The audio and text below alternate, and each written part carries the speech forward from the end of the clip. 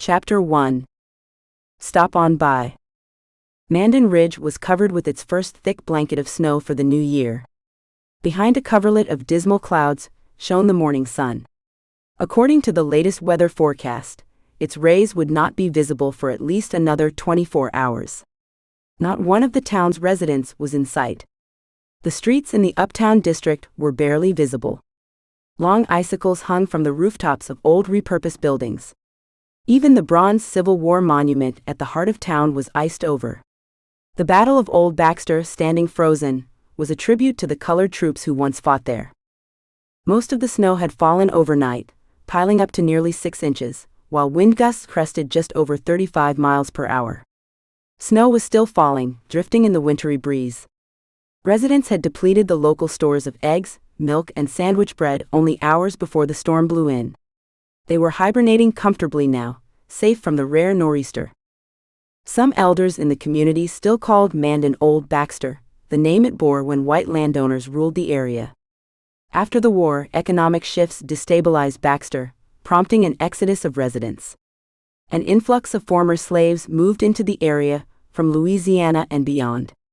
The migration caused a population shift. Leadership fell into the hands of wealthy blacks. Baxter began to thrive again as their prosperity grew. Residents renamed the community Mandan Ridge, later incorporating it into New Landing, the bustling business hub of New Landing County. Mandan eventually became its own town, now home to a population of just under 800. 7th Street near Center City was lined with mansions dating back to the early 19th century. Most were registered as historical landmarks. The original owners had made their fortunes in banking, industrialization, land ownership, and business dealings. New Landing County paid the current occupants for upkeep. They had amassed their wealth similarly. In just another hour or so, children would be treading ecstatically through the snow.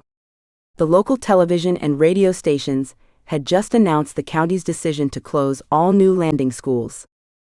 Mabel Thompson sat listening to the latest broadcast inside her snow-capped BMW Z3 Roadster, the hardtop sealed against the storm.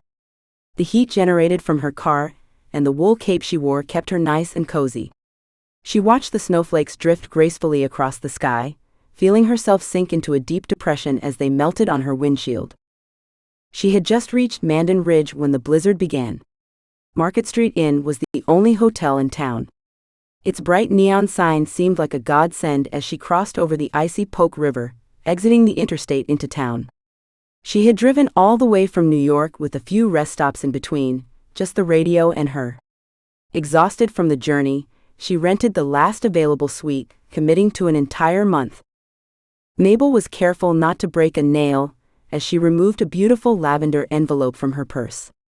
It was addressed to her in beautiful handwriting. She removed the matching card inside and read the raised print for the umpteenth time.